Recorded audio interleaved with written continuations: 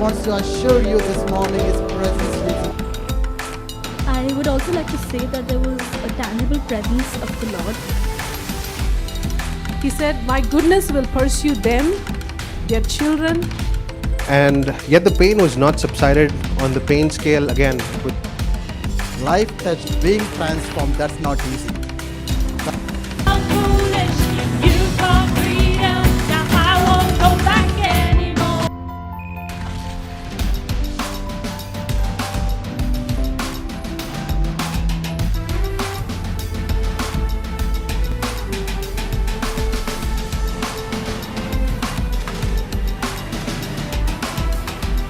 ಈ ವರ್ಷದ ಪ್ರಾರಂಭದಲ್ಲಿ ಉತ್ತಮವಾದ ಒಂದು ವಾಗ್ದಾನವನ್ನು ನಾವು ಪಡೆದುಕೊಂಡಿರ್ತಕ್ಕಂಥ ಜನರಾಗಿದ್ದೇವೆ. ಹಲ್ಲೆಲೂಯಾ. ದೇವರು ಒಳ್ಳೆಯವನು. ಆತ ನಮಗಾಗಿ ಇಟ್ಟಿರುವ ಎಲ್ಲ ಯೋಚನೆ ಕೂಡ ಅದು ಹಿತಕ್ಕಾಗಿ. ಹಲ್ಲೆಲೂಯಾ. ನಮ್ಮನ್ನು ಕುರಿತು ಆತನ ಒಳ್ಳೆಯ ಭವಿಷ್ಯತ್ತನ್ನು ಆತನ ಸಿದ್ಧ ಮಾಡಿಟ್ಟಿದ್ದಾನೆ. ಸೊ ಈ ವರ್ಷದಲ್ಲಿ ದೇವನ ಹೃದಯ ಹಾಕಿದಂಥ ವಾಗ್ದಾನ ಹಂಚ್ಕೊಂಡಿದ್ದೇನೆ. ಆತನು 2ರಷ್ಟು ಆಶೀರ್ವಾದಗಳನ್ನು ನಮ್ಮೆಲ್ಲರಿಗೂ ಕೂಡ ಆತ ನೀಡಲು ಬಯಸ್ತಾ ಎಂಬುದಾಗಿ. ಎಷ್ಟು ಜನ ನಂಬ್ತೀರ ಅದನ್ನು? ಎಷ್ಟು ಜನ ಅದರ ಕುರಿತು ಉತ್ಸಾಹದಿಂದ ಇದ್ದೀರಾ? ಎಷ್ಟು ಜನ ಅದನ್ನು ಬಯಸ್ತಾ ಇದ್ದೀರಾ? ಅದಕ್ಕೋಸ್ಕರ ಎಷ್ಟು ಜನ ಪ್ರಾರ್ಥನೆ ಮಾಡ್ತಾ ಇದ್ದೀರಾ? ಬರೀ ಬಯಸ್ಕೊಂಡಿದ್ರೆ ಆಗೋದಿಲ್ಲ, ಪ್ರಾರ್ಥನೆ ಮಾಡಬೇಕು. ಹಾಗೆಯೇ ಆ ಆಶೀರ್ವಾದಗಳು ನಮ್ಮ ಜೀವನದಲ್ಲಿ ಪ್ರಕಟ ಆಗಬೇಕಂದ್ರೆ ನಾವು ಮಾಡಬೇಕಿರತಕ್ಕಂಥ ಕಾರ್ಯಗಳು ಕೂಡ ಇವೆ. ಯೋಬನ ಜೀವಿತದ ಮುಖಾಂತರ ಹಂಚ್ಕೊಂಡಿದ್ದೆ. ಆತನನ್ನು ದೇವರು ಹೊಸ ಕಾಲಕ್ಕೆ ಅದಕ್ಕೆ ಕರೆದುಕೊಂಡು ಹೋಗ್ತಾ ಇದ್ರು. 2ರಷ್ಟು ಆಶೀರ್ವಾದ ಮಾಡುವಂಥ ಕಾಲಕ್ಕೆ ಯೋಬನನ್ನು ಕರ್ಕೊಂಡು ಹೋಗ್ತಾ ಇದ್ರು. ಆ ಕಾಲಕ್ಕೆ ಆತನ ಕಾಲಿಡೋದಕ್ಕಿಂತ ಮುಂಚೆ ದೇವರು ಆತನಿಗೆ ಒಂದು ವಿಷಯನ ಮಾಡೋಕ್ಕೆ ಹೇಳಿದ್ರು. ಏನದು? ಆತನನ್ನು ನೋಯಿಸಿದ, ಅವಮಾನಿಸಿದ ಜನರನ್ನ, ಅಂದರೆ ತನ್ನ ಸ್ನೇಹಿತರ, ಸನ್ನಿಹವಾದ ಸ್ನೇಹಿತರನ್ನು ಕ್ಷಮಿಸಬೇಕು ಅಂತ ಹೇಳಿದ್ರು. ಯೋಬನ ಆ ರೀತಿ ಮಾಡಿದಾಗ ಆತ 2ರಷ್ಟು ಆಶೀರ್ವಾದವನ್ನು ಅನುಭವಿಸೋದಕ್ಕೆ ಸಾಧ್ಯ ಆಯಿತು. ಕಳೆದ ವಾರ ಜಕರೆಯ 9:12 ವಚನದಲ್ಲಿ ನೋಡಿದ್ದೇವೆ. ದೇವರು ಯಾವ ರೀತಿಯಾಗಿ ತನ್ನ ಜನರು ಪುನಃ ತನ್ನ ಕಡೆಗೆ ಹಿಂದಿರುಗಿ ಬಾ ಎಂಬುದಾಗಿ ಕರೆಯುತ್ತಿದ್ದಾನೆ. ನಿರೀಕ್ಷೆಯುಳ್ಳ ಸೆರೆಯವರೇ, ಪುನಃ ನನ್ನ ಕಡೆಗೆ ತಿರುಗಿ ಬನ್ನಿರಿ, ನಿಮ್ಮ ದುರ್ಗಕ್ಕೆ ಹಿಂದಿರುಗಿ ಬನ್ನಿರಿ, ಆವಾಗ ನಿಮಗೆ 2ರಷ್ಟು ಆಶೀರ್ವಾದವನ್ನು ನಿಮ್ಮನ್ನು ಪುನರ್ಸ್ಥಾಪಿಸ್ತೇನೆ ಎಂಬುದಾಗಿ ದೇವರು ಹೇಳ್ತಾ ಇದ್ದಾರೆ. ಅಂದರೆ ಏನು ಮಾಡಬೇಕು? ನಾವು 2ರಷ್ಟು ಆಶೀರ್ವಾದ ಪಡ್ಕೊಳ್ಬೇಕಂದ್ರೆ ನಮ್ಮ ಜೀವನದಲ್ಲಿ ನಮಗೆ ನೋವು ಉಂಟು ಮಾಡಿರೋ ಪ್ರತಿಯೊಬ್ಬರು ಕೂಡ ಕ್ಷಮಿಸಿ, ನಮ್ಮ ಹೃದಯದಲ್ಲಿ ಯಾವುದೇ ಕಹಿತನ, ಯಾವುದೇ ನೋವು ಇರಬಾರ್ದು. ನಮ್ಮ ಹೃದಯವನ್ನು ಸಿದ್ಧ ಮಾಡ್ಕೊಳ್ಬೇಕು. 2ನೇದು, ದೇವರ ಕಡೆಗೆ ಹಿಂದಿರುಗಿ ಬರಬೇಕು. ಒಂದು ವೇಳೆ ದೇವರಿಂದ ದೂರವಾಗಿ ಹೋಗಿರುವುದಾದರೆ ಆತನ ಕರೆಯುವಿಕೆಯಿಂದ, ಆತನ ದರ್ಶನದಿಂದ, ಆತನ ಉದ್ದೇಶಗಳಿಂದ, ಆತನ ಸಂಬಂಧದಿಂದ, ಪ್ರಾರ್ಥನೆಯ ಜೀವಿತದಲ್ಲಿ, ಆತ್ಮೀಯ ಜೀವಿತದಲ್ಲಿ ನಾವು ದೂರವಾಗಿ ಹೋಗಿರುವುದಾದರೆ ಆತನ ಕಡೆಗೆ ಹಿಂದಿರುಗಿ ಬರುವಾಗ ಖಂಡಿತವಾಗಿ ದೇವರು ನಮಗೆ 2ರಷ್ಟು ಪುನರ್ಸ್ಥಾಪನೆಯನ್ನು ನೀಡುವ ಆತನಾಗಿದ್ದಾನೆ. Hallelujah, hallelujah. ನಮ್ಮ ಜೀವನದಲ್ಲಿ ಏನೆಲ್ಲ ಕಳ್ಕೊಂಡು ನಿರಾಶೆಯಿಂದ ಇದ್ದೀವೋ ಅವೆಲ್ಲವನ್ನು ಕೂಡ ತಿರುಗಿ ದೇವರು ಆತನು ನಮಗೆ ಬರಮಾಡಲು, ಪುನರ್ಸ್ಥಾಪಿಸಲು ಆತನ ಶಕ್ತನಾಗಿದ್ದಾನೆ. ಹಲ್ಲೆಲೂಯಾ. ಎಷ್ಟು ಜನ ನಂಬ್ತೀರಾ ಅದನ್ನು? ಇವತ್ತು ನಾವು ದೇವರಿಂದ ಯಾವ ರೀತಿಯಾಗಿ 2ರಷ್ಟು ಅಭಿಷೇಕವನ್ನು ಪಡ್ಕೋಬೇಕೆಂಬುದಾಗಿ ನಾನು ಬಯಸ್ತೇನೆ. ಎಷ್ಟು ಜನಕ್ಕೆ ಆಸೆ ಇದೆ, ದೇವರೇ ನಿನ್ನಿಂದ 2ರಷ್ಟು ಅಭಿಷೇಕವನ್ನು ನಾನು ಪಡ್ಕೊಳ್ಬೇಕಂತ ಬಯಸ್ತೇನೆ ಎಂಬುದಾಗಿ. ಎಲ್ಲದಕ್ಕಿಂತ ಹೆಚ್ಚಾಗಿ ನಾವು ದೇವರನ್ನು ಬಯಸುವಾಗ, ಆತನ ಸಾನ್ನಿಧ್ಯವನ್ನು, ಆತನ ಅಭಿಷೇಕವನ್ನು, ಆತನ ಸೇವೆ ಮಾಡಲು ನಾವು ಬಯಸುವಾಗ ದೇವರು ನಮಗೆ ಬೇರೆ ಎಲ್ಲ ಕ್ಷೇತ್ರಗಳು ಕೂಡ ಆತ ನಮ್ಮನ್ನು ಖಂಡಿತವಾಗಿ ಆಶೀರ್ವಾದ ಮಾಡ್ತಾನೆ. ಆಮೇನ್. ಅಭಿಷೇಕ ಅಂದರೆ ಏನು? ಸಾಧಾರಣವಾಗಿ ಹೇಳ್ಬೇಕಂದ್ರೆ ಅಭಿಷೇಕ ಅನ್ನೋದು ಸಾಧಾರಣವಾಗಿ ಭಾಳಷ್ಟು ಸಾರಿ ಆ ಮಾತು ಕೇಳ್ತಾನೆ ಇರ್ತೇವೆ. ಒಂದು ಭಾನುವಾರದ ಆರಾಧನೆಯಲ್ಲಿ, ಯಾವುದೋ ಕೂಟದಲ್ಲಿ ಅಭಿಷೇಕನ ಮಾತು ಮತ್ತೆ ಮತ್ತೆ ಹೇಳ್ತಾ ಇರ್ತೇವೆ. ಅಭಿಷೇಕ ಅಂದರೆ ಏನು? ಅದು ಸುಮ್ಮನೆ ಹೇಳ್ಬೇಕಂದ್ರೆ ಅದು ದೇವರು ನೀಡುವಂಥ ಶಕ್ತಿ. ನಮ್ಮ ಸಾಮರ್ಥ್ಯದಲ್ಲಿ ಮಾಡಲಾಗದಂಥ ಕಾರ್ಯಗಳನ್ನು ಮಾಡೋದಕ್ಕೋಸ್ಕರ ದೇವರು ನಮಗೆ ನೀಡುವ ಶಕ್ತಿಯನ್ನು ನಾವು ಅಭಿಷೇಕ ಅಂತ ಕರಿತೇವೆ. ಅರ್ಥ ಆಯ್ತಾ? ಒಂದು ಅರ್ಥ ಮಾಡ್ಕೊಳ್ಬೇಕು. ದೇವರು ನಮ್ಮನ್ನು ಕರೆಯೋ ಉದ್ದೇಶಗಳು ಅದು ಯಾವಾಗಲೂ ಕೂಡ ನಮ್ಮ ಸಾಮರ್ಥ್ಯಕ್ಕೆ ಮೀರಿದ ಕಾರ್ಯಗಳಾಗಿರ್ತವೆ. ಮನುಷ್ಯರ ಸಾಮರ್ಥ್ಯದಲ್ಲಿ ಮಾಡುವಂಥ ಕಾರ್ಯಗಳನ್ನು ಮಾಡೋದಕ್ಕೋಸ್ಕರ ದೇವರು ನಮ್ಮನ್ನು ಕರೆಯೋದಿಲ್ಲ. ಮನುಷ್ಯರ ಕೈಲಿ ಆಗದಂಥ ಕಾರ್ಯಗಳನ್ನು, ನಮ್ಮ ಸಾಮರ್ಥ್ಯಕ್ಕೆ ಮೀರಿದ ಕಾರ್ಯಗಳನ್ನು ಮಾಡೋಕ್ಕೆ ದೇವರು ನಮ್ಮನ್ನು ಕರೆಯೋದು. ಆ ಸಾಮರ್ಥ್ಯಕ್ಕೆ, ನಮ್ಮ ಸಾಮರ್ಥ್ಯಕ್ಕೆ ಮೀರಿದ ಕಾರ್ಯಗಳನ್ನು ನಾವು ಮಾಡಬೇಕಂದ್ರೆ ನಮಗೆ ಯಾರ ಸಾಮರ್ಥ್ಯ ಬೇಕು? ದೇವರ ಸಾಮರ್ಥ್ಯ ಬೇಕು, ದೇವರ ಕೃಪೆ ಬೇಕು, ದೇವರ ಶಕ್ತಿ ಬೇಕು. ಅದೇ ಅಭಿಷೇಕ. Hallelujah, hallelujah. ನಾವು ಪರಿಶುದ್ಧವಾಗಿ ಬಾಳ್ಬೇಕಂದ್ರೆ ದೇವರ ಅಭಿಷೇಕ ಬೇಕು. ದೇವರಿಗೆ ಮೆಚ್ಚುಗೆ ಅದೇ ರೀತಿ ನಾವು ಬಾಳ್ಬೇಕಂದ್ರೆ ನಮಗೆ ಅಭಿಷೇಕ ಬೇಕು. ಯಾಕೆಂದರೆ ನಮ್ಮ ಸ್ವಂತ ಶಕ್ತಿಯಲ್ಲಿ ಅದು ಮಾಡೋಕ್ಕೆ ಸಾಧ್ಯವಿಲ್ಲ. ದೇವರಿಗೆ ವಿಧೇಯರಾಗಿ ಬಾಳ್ಬೇಕಂದ್ರೆ ದೇವರ ಅಭಿಷೇಕ ಬೇಕು. ದೇವರ ಸೇವೆ ಮಾಡಬೇಕಂದ್ರೆ ದೇವರ ಅಭಿಷೇಕ ಬೇಕು. ಹಾಲೆಲೂಯ. ದೇವರು ನಮ್ಮನ್ನು ಏನೆಲ್ಲ ಮಾಡೋಕ್ಕೆ ಕರೆದಿದ್ದಾನೋ ಅವೆಲ್ಲ ಮಾಡೋದಕ್ಕೋಸ್ಕರ ದೇವರ ಅಭಿಷೇಕ ನಮಗೆ ಬೇಕಾಗಿದೆ. ಸಂತೋಷವಾದ ಸಮಾಚಾರ ಏನೆಂದರೆ ದೇವರು ಕೇಳುವ ಪ್ರತಿಯೊಬ್ಬರಿಗೂ ಕೂಡ ತನ್ನ ಅಭಿಷೇಕವನ್ನು ಆತ ನೀಡಲು ಬಯಸ್ತಾ ಇದ್ದಾನೆ. ಆಮೇನ್, ಹಾಲೆಲೂಯ. ಜೋರಾಗಿ ಚಪ್ಪಳೆ ತಟ್ಟುತ್ತಾ ಆತ ನಾಮವನ್ನು ಮಯಪಡಿಸುವಂತರಾಗೋಣ. ಈ ವಾಕ್ಯವನ್ನು ಇವತ್ತು ನೀವು ಕೇಳುವಾಗ ನಿಜವಾಗಿ ನೀವು ಬಯಸುವುದಾದರೆ, ಒಂದು ಬಾಯಾರಿಕೆ ನಿಮ್ಮಲ್ಲಿರೋದಾದರೆ, ಒಂದು ಹಸಿವು ನಿಮ್ಮಲ್ಲಿರೋದಾದರೆ, ದೇವರೇ ನಿನಗೋಸ್ಕರ ಜೀವಿಸಲು, ನಿನ್ನೊಟ್ಟಿಗೆ ನಡೆಯಲು, ನಿನ್ನ ಸೇವೆ ಮಾಡಲು, ನಿನ್ನ ರಾಜ್ಯವನ್ನು ಕಟ್ಟಲು, ನಿನ್ನ ಉದ್ದೇಶಗಳನ್ನು ನೆರವೇರಿಸಲು ನಾನು ಬಯಸ್ತೇನೆ. ಅದಕ್ಕೆ ಬೇಕಾಗಿರುವ 2ರಷ್ಟು ಅಭಿಷೇಕ ನನಗೆ ಬೇಕೆಂಬುದಾಗಿ ನೀವು ಹಂಬಲಿಸುವುದಾದರೆ ಖಂಡಿತವಾಗಿಯೂ ವಾಕ್ಯವನ್ನು ಕೇಳುವ ಸಮಯದಲ್ಲೂ ಕೂಡ ಈ ಸ್ಥಳವನ್ನು ಬಿಟ್ಟು ಹೋಗುವುದಕ್ಕಿಂತ ಮುಂಚೆ ದೇವರ ಸಂದರ್ಶನ ಹೊಂದಿಕೊಂಡವರಾಗಿ, ದೇವರ ಆತ್ಮನ ಪ್ರಸನ್ನತೆಯನ್ನು ಹೊಂದಿಕೊಂಡವರಾಗಿ ಒಂದು ದೊಡ್ಡ ಅಭಿಷೇಕದಿಂದ ಈ ಸ್ಥಳದಿಂದ ಇವತ್ತು ಬಿಟ್ಟು ಹೋಗ್ತೀರಿ ಎಂಬುದಾಗಿ ನಾನು ಖಂಡಿತವಾಗಿ ಹೇಳಬಲ್ಲೆ. ಹಾಲೆಲೂಯ. ಎಷ್ಟು ಜನ ನಂಬ್ತೀರಾ? ಆಮೇನ್. ಕೆಲವು ದೇವರ ವಾಕ್ಯ ಕೇಳಬೇಕಂದ್ರೆ ಏನೋ ಒಳ್ಳೆ ಮಾತುಗಳು, 4 ಒಳ್ಳೆ ಮಾತುಗಳು ಹೇಳ್ತವ್ರೆ, ಕೇಳ್ಕೊಂಡು ಹೋಗೋಣ ಅನ್ನೋ ರೀತಿಯಲ್ಲಿ ಕೂತ್ಕೊಂಡ್ರೆ ಏನೂ ನಡೀಲ್ಲ ನಮ್ಮ ಜೀವನದಲ್ಲಿ.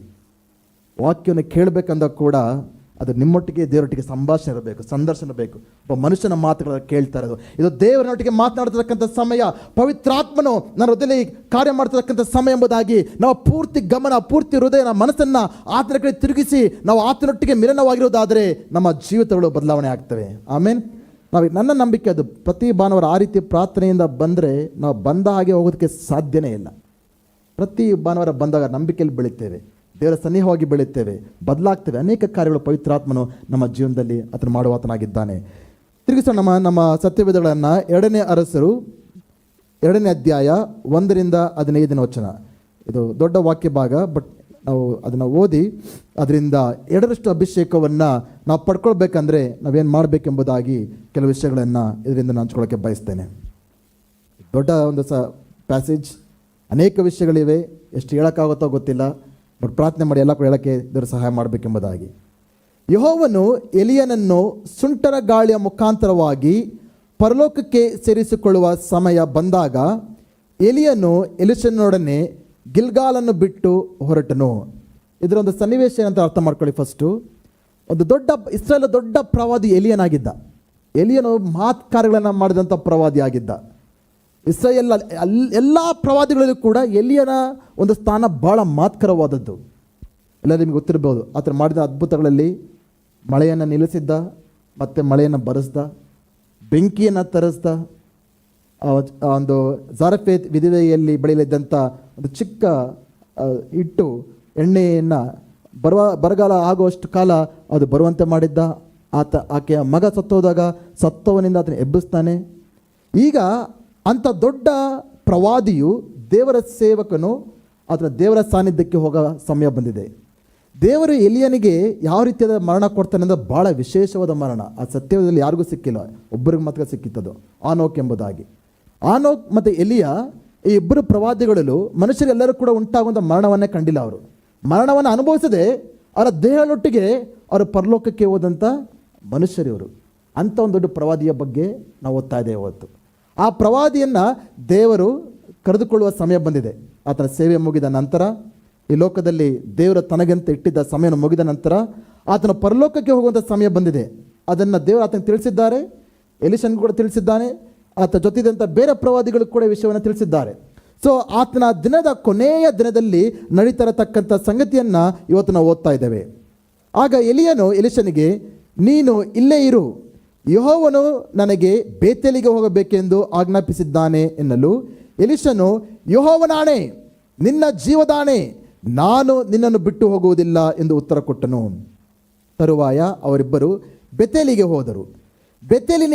ಬೆತೇಲಿನ ಪ್ರವಾದಿ ಮಂಡಳಿಯವರು ಎಲಿಷನನ್ನು ಎದುರುಗೊಂಡು ಅವನನ್ನು, ಯೆಹೋವನು ಇವತ್ತು ನಿನ್ನ ಯಜಮಾನನನ್ನು ನಿನ್ನ ಬಳಿಯಿಂದ ತೆಗೆದುಕೊಳ್ಳುವನೆಂಬುದು ನಿನಗೆ ಗೊತ್ತುಂಟೋ ಎಂದು ಕೇಳಿದರು. ಅದಕ್ಕೆ ಅವನು, ಗೊತ್ತಿದೆ, ನೀವು ಸುಮ್ಮನಿರಿ ಅಂದನು. ಆಗ ಎಲಿಯನ ಎಲಿಷನಿಗೆ, ನೀನು ಇಲ್ಲೇ ಇರು, ಯೆಹೋವನು ನನಗೆ ಯೆರಿಕೋವಿಗೆ ಹೋಗಬೇಕೆಂದು ಆಜ್ಞಾಪಿಸಿದ್ದಾನೆ ಎಂದು ಹೇಳಿದನು. ಆದರೆ ಎಲಿಷನು, ಯೆಹೋವನಾಣೆ, ನಿನ್ನ ಜೀವದಾಣೆ, ನಾನು ನಿನ್ನನ್ನು ಬಿಟ್ಟು ಹೋಗುವುದಿಲ್ಲ ಎಂದು ಉತ್ತರ ಕೊಟ್ಟನು. ಎಲಿಷನು ಅವನ ಜೊತೆಯಲ್ಲಿ ಯೆರಿಕೋವಿಗೆ ಹೋದನು. ಯೆರಿಕೋವಿನಲ್ಲಿದ್ದ ಪ್ರವಾದಿ ಮಂಡಳಿಯವರು ಎಲಿಷನನ್ನು ಎದುರುಗೊಂಡು ಅವನಿಗೆ, ಯೆಹೋವನು ಈ ಹೊತ್ತು ನಿನ್ನ ಯಜಮಾನನನ್ನು ನಿನ್ನ ಬಳಿಯಿಂದ ಮೇಲಕ್ಕೆ ತೆಗೆದುಕೊಳ್ಳುವನೆಂಬುದು ನಿನಗೆ ಗೊತ್ತುಂಟೋ ಎಂದು ಕೇಳಿದರು. ಅದಕ್ಕೆ ಅವನು, ನನಗೆ ಗೊತ್ತುಂಟು, ನೀವು ಸುಮ್ಮನಿರ್ರಿ ಎಂದು ಉತ್ತರ ಕೊಟ್ಟನು. ಎಲಿಯನು ತಿರುಗಿ ಅವನಿಗೆ, ನೀನು ಇಲ್ಲೇ ಇರು, ಯೆಹೋವನು ನನಗೆ ಯೋರ್ದಾನಿಗೆ ಹೋಗಬೇಕೆಂದು ಆಜ್ಞಾಪಿಸಿದ್ದಾನೆ ಎಂದು ಹೇಳಿದನು. ಅದಕ್ಕೆ ಎಲಿಷನು, ಯೆಹೋವನಾಣೆ, ನಿನ್ನ ಜೀವದಾಣೆ, ನಾನು ನಿನ್ನನ್ನು ಬಿಟ್ಟು ಹೋಗುವುದಿಲ್ಲ ಎಂದು ಉತ್ತರ ಕೊಟ್ಟನು. ಅನಂತರ ಅವರಿಬ್ಬರು ಹೊರಟು ಯೋರ್ದಾನ್ ಹೊಳೆಯ ದಡಕ್ಕೆ ಬಂದರು. ಪ್ರವಾದಿ ಮಂಡಳಿಯವರಲ್ಲಿ 50 ಜನರು ಇವರ ಹಿಂದಿನಿಂದಲೇ ಬಂದು ಯೋರ್ದಾನಿಗೆ ಸ್ವಲ್ಪ ದೂರದಲ್ಲಿಯೇ ನಿಂತುಕೊಂಡರು. ಅನಂತರ ಎಲಿಯನು ತನ್ನ ಕಂಬಳಿಯನ್ನು ಮಡಚಿ ಅದರಿಂದ ನೀರನ್ನು ಹೊಡೆಯಲು ನೀರು 2 ಭಾಗವಾಯಿತು. ಇವರಿಬ್ಬರು ಒಣನೆಲದ ಮೇಲೆ ನಡೆದುಕೊಂಡು ಯೋರ್ದಾನನ್ನು ದಾಟಿದರು. ಅವರು ಆಚೆ ದಡಕ್ಕೆ ಸೇರಿದ ಮೇಲೆ ಎಲಿಯನು ಎಲಿಷನನ್ನು, ನೀನು ಬಿಟ್ಟು ಹೋಗುವ ಮೊದಲು ನಾನು ನಿನಗೋಸ್ಕರ ಏನು ಮಾಡಬೇಕೆನ್ನುತ್ತೀ ಹೇಳು ಎಂದು ಕೇಳಿದನು. ಅದಕ್ಕೆ ಎಲಿಷನು, ನಿನಗಿರುವ ಆತ್ಮದಲ್ಲಿ ನನಗೆ 2ರಷ್ಟು ಪಾಲನ್ನು ಅನುಗ್ರಹಿಸು ಎಂದು ಬೇಡಿಕೊಂಡನು. ಆಗ ಎಲಿಯನು ಅವನಿಗೆ, ನೀನು ಕಷ್ಟಕರವಾದುದನ್ನು ಕೇಳಿಕೊಂಡಿರುವೆ, ಆದರೂ ನಾನು ನಿನ್ನ ಬಳಿಯಿಂದ ತೆಗೆಲ್ಪಡುವಾಗ ನೀನು ನನ್ನನ್ನು ನೋಡುವುದಾದರೆ ಅದು ನಿನಗೆ ದೊರಕುವುದು, ಇಲ್ಲವಾದರೆ ದೊರಕುವುದಿಲ್ಲ ಎಂದನು. ಅವರು ಮಾತನಾಡುತ್ತಾ ಮುಂದೆ ಹೋಗುತ್ತಿರುವಾಗ ಪಕ್ನೆ ಅಗ್ನಿಮಯವಾದ ರಥಗಳು ನಡುವೆ ಬಂದು ಅವರಿಬ್ಬರನ್ನು ಬೇರ್ಪಡಿಸಿದವು. ಎಲಿಯನು ಸುಂಟರ್ ಗಾಳಿಯ ಮುಖಾಂತರ ಪರಲೋಕಕ್ಕೆ ಏರಿ ಹೋದನು. ಎಲಿಷನು ಅದನ್ನು ನೋಡುತ್ತಾ, ನನ್ನ ತಂದೆಯೇ, ನನ್ನ ತಂದೆಯೇ, ಇಸ್ರಾಯೇಲರಿಗೆ ರಥಾಶ್ವಗಳಾಗಿದ್ದವನೇ ಎಂದು ಕೂಗಿಕೊಂಡನು. ಎಲಿಯನು ತನಗೆ ಕಾಣಿಸದೆ ಹೋದ ಮೇಲೆ ತನ್ನ ಬಟ್ಟೆಗಳನ್ನು ಹರಿದು 2 ತುಂಡು ಮಾಡಿದನು. ಅನಂತರ ಅವನು ಮೇಲಿನಿಂದ ಬಿದ್ದ ಎಲಿಯನ ಕಂಬಳಿಯನ್ನು ತೆಗೆದುಕೊಂಡು ಯೋರ್ದಾನ್ ನದಿಯ ತೀರಕ್ಕೆ ಬಂದು, ಎಲಿಯನ ದೇವರಾದ ಯೆಹೋವನೆಲ್ಲಿ ಎಂದು ಅಂದುಕೊಂಡು ಆ ಕಂಬಳಿಯಿಂದ ನೀರು ಹೊಡೆಯಲು ಅದು 2 ಭಾಗವಾಯಿತು. ಎಲಿಷನು ಹೊಳೆಯನ್ನು ದಾಟಿ ಹೋದನು. ದೂರದಲ್ಲಿ ನಿಂತಿದ್ದ ಎರಿಕೋವಿನ ಪ್ರವಾದಿಯ ಮಂಡಳಿಯವರು ಇದನ್ನು ಕಂಡು, ಎಲಿಯನಿಗಿದ್ದ ಆತ್ಮವು ಎಲಿಷನ ಮೇಲೆ ಬಂದಿದೆ ಎಂದು ತಿಳಿದುಕೊಂಡು ಅವನು ಎದುರುಗೊಂಡು ಅವನಿಗೆ ಸಾಷ್ಟಾಂಗ ನಮಸ್ಕಾರ ಮಾಡಿದರು. ಆಮೇನ್, ಹಲ್ಲೆಲೂಯಾ. ಇಲ್ಲಿ ನೋಡ್ತಾ ಇದ್ದೇವೆ, ಎಲಿಯನ ಒಂದು ಶಿಷ್ಯ, ಆತನ ಒಂದು ಡಿಸೈಪಲ್, ಫಾಲೋವರ್ ಎಲಿಯನಾಗಿದ್ದ. ಎಲಿಯನ ಒಂದು ಡಿಸೈಪಲ್ ಎಲಿಷಾ ಆಗಿದ್ದ. ಓಕೆ, ಎಲಿಯನ ಹಾದು ಈಗ ಹೋಗುವ ಸಮಯ ಬಂದಿದೆ. ಇವರಿಬ್ಬರ ಸಂಬಂಧ ಯೇಸುವಿಗೂ ನಮಗಿರುವ ಸಂಬಂಧನ ಸೂಚಿಸುತ್ತೆ. ಎಲಿಯನು ಹೇಗೋ ಹಾಗೆ ಯೇಸು ನಮಗಿರಬೇಕು. ಎಲಿಷನು ಯಾವ ರೀತಿಯಾಗಿ ಎಲಿಯನನ್ನು ಹಿಂಬಾಲಿಸಿದನೋ ನಾವು ಕೂಡ ದೃಢ ನಿಶ್ಚತೆಯಿಂದ ನಾವು ಯೇಸುವನ್ನು ಹಿಂಬಾಲಿಸುವುದಾದರೆ, ಎಲಿಷನಿಗೆ ಯಾವ ರೀತಿಯಾಗಿ ಹಂಬಲ, ಬಯಕೆ, ಆಸೆ, ಭಾರ ಇತ್ತೋ ಎಲಿಯನಿಂದ 2ರಷ್ಟು ಅಭಿಷೇಕ ನಾನು ಪಡ್ಕೋಬೇಕೆಂಬುದಾಗಿ ಆ ಒಂದು ಭಾರ ನಮಗಿರುವುದಾದರೆ, ಅಭಿಷಕ್ತನಾಗಿರುವಂಥ ಯೇಸು ಕ್ರಿಸ್ತನು ನಮ್ಮೆಲ್ಲರಿಗೂ ಕೂಡ 2ರಷ್ಟು ಅಭಿಷೇಕವನ್ನು ಆತ ನೀಡಲು ಬಯಸ್ತಾನೆ. ಕೆಲವು ವಿಷಯಗಳನ್ನು ಎಲಿಷನಿಂದ ಕಲ್ತ್ಕೊಳ್ಳೋಣ. ಎಲಿಯನ ಅಭಿಷೇಕ ಎಲಿಷನ ಮೇಲೆ ಬರಬೇಕಂದ್ರೆ, ಎಲಿಯನಿಗೆ ಅನೇಕರಿದ್ದರು ಶಿಷ್ಯರು, ಒಬ್ಬರಲ್ಲ, ಅನೇಕರಿದ್ದರು, 100 ಇದ್ದರು. ಅದನ್ನು ಹೋಗುವಂಥ ಪ್ರತಿಯೊಂದು ಪ್ರದೇಶದಲ್ಲೂ ಕೂಡ ಪ್ರವಾದನ ಮಂಡಳಿಗಳಿತ್ತು, ಅನೇಕ ಪ್ರವಾದಿಗಳಿದ್ದರು. ಆದರೆ 100 ಪ್ರವಾದಿಗಳಲ್ಲಿ ಎಲಿಷನು ವಾಸ್ ಡಿಫ್ರೆಂಟ್, ಒಬ್ಬ ವ್ಯತ್ಯಾಸಕರವಾದ ಮನುಷ್ಯನಾಗಿದ್ದ. ಇವತ್ತು ಕೂಡ ಅನೇಕ ಕ್ರೈಸ್ತರಿದ್ದಾರೆ, ಅನೇಕ ವಿಶ್ವಾಸಿಗಳಿದ್ದಾರೆ, ಅನೇಕ ಸಭೆಗಳಿದ್ದಾರೆ. ಪ್ರಶ್ನೆ ಏನಂದರೆ, ನೀವು ಕೂಡ ಅವರಲ್ಲೊಬ್ಬರು ಆಗ್ಬಿಡ್ತೀರಾ, ಅಥವಾ ಎಲಿಷನ ಹಾಗೆ ಒಬ್ಬ ವ್ಯತ್ಯಾಸವಾದ ವಿಶ್ವಾಸಿ ಆಗ್ತೀರಾ, ಒಬ್ಬ ವ್ಯತ್ಯಾಸವಾದ ದೇವರ ಮಗು ಆಗ್ತೀರೆಂಬುದಾಗಿ ನಾವು ತೀರ್ಮಾನ ಮಾಡ್ಕೊಳ್ಬೇಕಾಗಿದೆ. ಸಾಧಾರಣವಾದ ಕ್ರೈಸ್ತರಾಗಿ ಉಳ್ಕೊಂಡ್ಬಿಡ್ತೇನೆ, ಸಾಧಾರಣವಾದ ವಿಶ್ವಾಸಿಗೆ ಉಳ್ಕೊಂಡ್ಬರ್ತೇನೆ, ಭಾನುವಾರ ಸಭೆಗೆ ಬಂದು ಹೋಗ್ತೇನೆ ಅಂತ ಉಳ್ಕೊಂಡ್ಬಿಟ್ರೆ, ಆ ಪ್ರವಾದನ ಮಂಡಳಿದ್ದವರು ಯಾವ ರೀತಿ ಇದ್ರೋ ಅವ್ರ ಬಗ್ಗೆ ನಾವೇನು ಓದೋದಿಲ್ಲ, ಯಾವ ಅದ್ಭುತ ಓದೋದಿಲ್ಲ, ಅವ್ರ ಜೀವನದಲ್ಲಿ ಏನು ನಡೆದು ಓದೋದಿಲ್ಲ. ಆ ರೀತಿ ನಮ್ಮ ಜೀವಿತಗಳು ಸಾಧಾರಣವಾದ ಜೀವಿತಗಳು ಉಳ್ಕೊಂಡ್ಬಿಡ್ತವೆ. ಆದರೆ ನಾವೆಲ್ಲರೂ ಕೂಡ ಒಬ್ಬ ವ್ಯತ್ಯಾಸವಾದ ಕ್ರೈಸ್ತವನು ನಾನಾಗಬೇಕು, ಒಬ್ಬ ವಿಭಿನ್ನವಾದ ವಿಶ್ವಾಸಿಯು ನಾನಾಗಬೇಕು ಎಂಬುದಾಗಿ ಎಲಿಷನಾಗಿ ತೀರ್ಮಾನಿಸಿಕೊಂಡು ಯೇಸುವನ್ನು ನಾವು ಆತನ ಬೇಡಿಕೊಳ್ಳುವುದನ್ನು ಕೊಡುವವರೆಗೂ ಆತನ ಹಿಂಬಾಲಿಸುವುದಾದರೆ ಖಂಡಿತವಾಗಿಯೂ ದೇವರ ಅಭಿಷೇಕ ನಮ್ಮ ಮೇಲೆ ಬರುತ್ತೆ. ಅಸಾಧಾರಣವಾದ ಕಾರ್ಯಗಳನ್ನು ದೇವರು ನಮ್ಮ ಮುಖಾಂತರ ಮಾಡಲಿಕ್ಕೆ ಬಯಸ್ತಾ ಇದ್ದಾರೆ. ಎಲಿಷನ ಜೀವನದಲ್ಲಿ ನೋಡ್ತೇವೆ, ಆತ 2ರಷ್ಟು ಅಭಿಷೇಕನ ಪಡ್ಕೊಂಡಾಗ ಆತನ ಜೀವಿತ ಯಾವ ರೀತಿ ಇತ್ತಂದರೆ, ಎಲಿಯನಿಗಿಂತ 2ರಷ್ಟು ಸೇವೆ ಆತನ ಮಾಡ್ತಾನೆ, ಎಲಿಯನಿಗಿಂತ 2ರಷ್ಟು ಅದ್ಭುತಗಳನ್ನು ಆತನ ಮಾಡ್ತಾನೆ. ಅಂಥ ಒಂದು ಸೇವೆಯನ್ನು ಮಾಡೋದಕ್ಕೋಸ್ಕರ, ಅಂಥ ಒಂದು ಜೀವಿಸೋದಕ್ಕೋಸ್ಕರ ದೇವರು ನಮ್ಮೆಲ್ಲರನ್ನು ಕೂಡ ಕರೀತಾ ಇದ್ದಾನೆ. ಎಲಿಷನಿದ್ದಂಥ ಕೆಲವು ಗುಣಗಳನ್ನು ನಾವು ಕಲ್ತ್ಕೊಳ್ಳೋಣ. ಮೊದಲನೇದು, ಈ had a heart to serve. ಆತನು ದೇವರಿಗೆ ಮನುಷ್ಯರಿಗೆ ಸೇವೆ ಮಾಡುವ ಹೃದಯವನ್ನು ಹೊಂದ್ಕೊಂಡಿದ್ದ. ಎಲಿಷನನ್ನು ದೇವರು ಕರೀತಾರೋ ಮೊದಲನೇ ಒಂದು ಸನ್ನಿವೇಶ ಅಲ್ಲ ಇದು, ಇದು ಫಸ್ಟ್ ಟೈಮ್ ಅಲ್ಲ ಇದು.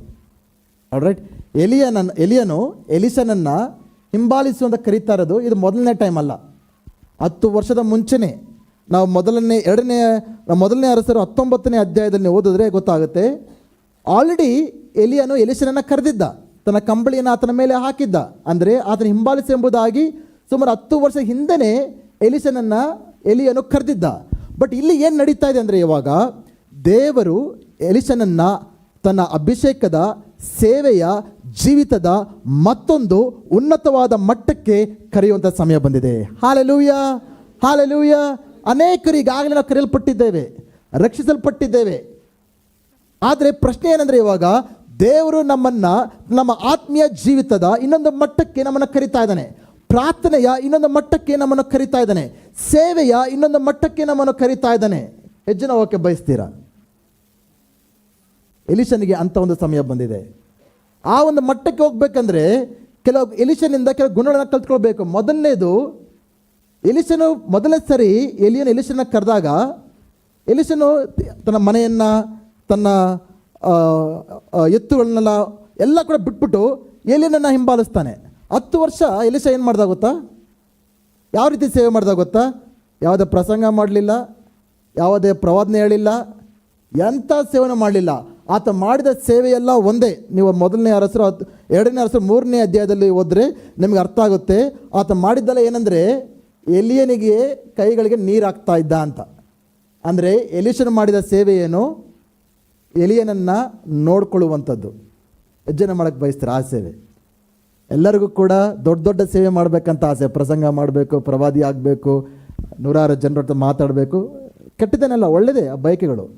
ಬಟ್ ದೇವರ ಕರೆಯುವಿಕೆ, ದೇವರ ಸೇವೆ, ದೇವರ ಅಭಿಷೇಕ ನಿಮ್ಮ ಜೀವನದಲ್ಲಿ ಒಂದೇ ದಿನದಲ್ಲಿ ಬಂದ್ಬಿಡಲ್ಲ, ಹಾಗೆ ಆಗ್ಬಿಡೋದಿಲ್ಲ. ಎಂಥವ್ರನ್ನ ದೇವರು ಹುಡುಕ್ತಾ ಇದ್ದಾರೆ ಅಂದರೆ, ಎಷ್ಟು ಜನ ಸೇವೆ ಮಾಡೋಕ್ಕೆ ಸಿದ್ಧವಾಗಿದ್ದೀರಾ? ಇವತ್ತು ನಾನು ನನ್ನ ಬಗ್ಗೆ ಕೆಲವರಿಗೆ ಅಷ್ಟು ಪರಿಚಯ ಇಲ್ಲದಿರ್ಬೋದು, ಇಲ್ಲಿ ಬರೋಕ್ಕಿಂತ ಮುಂಚೆ ಯಾವ ಸೇವೆಯಲ್ಲಿ ಇದ್ದೆ ಅಂತ. ನಾನು ಸೇವೆ ಡೈರೆಕ್ಟಾಗಿ ಬಂದು ಪ್ರೀಚಿಂಗ್ ಮಾಡೋಕ್ಕೆ ನಾನು ನಿಂತ್ಕೊಳ್ತಾ ಇಲ್ಲ. ನಾನು ಡೈರೆಕ್ಟಾಗಿ ಬಂದು ನಾನು ಸಮಯ ಸ್ಥಾಪಿಸೋಕ್ಕೆ ಬಂದಿಲ್ಲ. ನಾನು ಪ್ರಾರಂಭ ಮಾಡಿದಾಗ ನನ್ನ ಮೊದಲನೇ ಸೇವೆ ಏನು ಗೊತ್ತಾ? ಕುರ್ಚಿಗಳನ್ನ ಕ್ಲೀನ್ ಮಾಡೋದು. ಮೊದಲು ಸಭೆಗೆ ಫಸ್ಟ್ ನಾನು ಬರ್ತಾಯಿದ್ದೆ, ಗೇಟ್ ನಾನು ಓಪನ್ ಮಾಡ್ತಾಯಿದ್ದೆ, ಚೇರ್ಸ್ನ ಕ್ಲೀನ್ ಮಾಡ್ತಾಯಿದ್ದೆ. ಕಮ್ಯುನಿಯನ್ ಇವತ್ತೆಲ್ಲ ನಿಮಗೆಲ್ಲ ಈಸಿಯಾಗಿ ಕೊಟ್ಬಿಡ್ತಾರೆ, ಪೇಪರ್ಸು ಕುಡಿದ್ಬಿಟ್ಟು ಬಿಸಾಕೋದು. ಆ ದಿನಗಳು ಅದಿರಲಿಲ್ಲ, ಇದೆಲ್ಲ ಕೋವಿಡ್ ಟೈಮಲ್ಲಿ ಬಂತು. ಆ ದಿನದಲ್ಲಿ ಪಾತ್ರೆಗಳಿರ್ತಾಯಿತ್ತು, ಬನ್ನಿರ್ತಾಯಿತ್ತು, ಗ್ಲಾಸ್ಗಳು ಇರ್ತಾಯಿತ್ತು. ಎಲ್ಲರೂ ಬರೋಕ್ಕಿಂತ ಮುಂಚೆನೇ ಅದನ್ನು ತೊಳೆದು ಕ್ಲೀನ್ ಮಾಡಿ ಇಡ್ತಾಯಿದ್ದೆ. ನಾನಿದ್ದಂಥ ಮೊದಲನೇ ಸಭೆ ಚಿಕ್ಕ ಸಭೆ ಅಲ್ಲ, ಸುಮಾರು 250 ಚೇರ್ಗಳು ಹಾಕ್ತಾಯಿದ್ವಿ. ಬೇರೆಯವ್ರ ಜೊತೆಗೆ ಸುಮಾರು 250 ಚೇರ್ಗಳನ್ನ ಒರೆಸ್ತಾ ಇದ್ವಿ ನಾವು. ಎಷ್ಟು ಚೇರ್ಗಳು ಒರೆಸಿದ್ದೀರಾ ನೀವು? ದೇವರ ಆ ಹೃದಯವನ್ನು ಅಲ್ಲಿ ನೋಡ್ತಾರೆ. ನಿಮಗೆ ಆಶೀರ್ವಾದ ಬೇಕಾ, ಅಭಿಷೇಕ ಬೇಕಾ, ಬಿಡುಗಡೆ ಬೇಕಾ, ಅವೆಲ್ಲ ಬೇಕು. ದೇವರನ್ನು ಉಪಯೋಗಿಸಲ್ಪಡಬೇಕು. ಬಯಕೆಗಳು ದೊಡ್ಡದು, ಬಟ್ ಪ್ರಾರಂಭ ದೇವರು ಸುಮ್ಮನೆ ಅವೆಲ್ಲ ಕೊಟ್ಬಿಡೋದಿಲ್ಲ. ನಿಮ್ಮ ಸೇವೆಯ ಹೃದಯ. ಎಲಿಷನು ಸುಮಾರು 10 ವರ್ಷ ಎಲಿಯನ್ ಎಲ್ಲಿ ಹೋಗ್ತಾ ಇದ್ದ, ಏನೇನು ಮಾಡ್ತಾ ಇದ್ದೋ ಗೊತ್ತಿಲ್ಲ, ಆ ದಿನಗಳೆಲ್ಲ ಬರೆಯಲ್ಪಟ್ಟಿಲ್ಲ. ಒಂದು ಸಾಧಾರಣವಾಗಿ ಹೇಳಿದ್ದಾರೆ ಏನಂತ, ಕೈಗಳಿಗೆ ನೀರು ಹಾಕ್ತಾ ಇದ್ದ. ಅದು ಒಳ್ಳೆಯ ದೊಡ್ಡ ಸೇವೆನ ಅದು. ಬಟ್ ಆ ಸೇವೆಯಲ್ಲಿ ಆತ ನಂಬಿಗಸ್ತನಾಗಿದ್ದಂಥ ಕಾರಣದಿಂದ ಆ ಸೇವೆಯ ಹೃದಯವನ್ನು ನೋಡಿ ದೇವರು ಆತನ ಮೇಲಕ್ಕೆ ಎತ್ತುತ್ತಾ ಇದ್ದಾರೆ.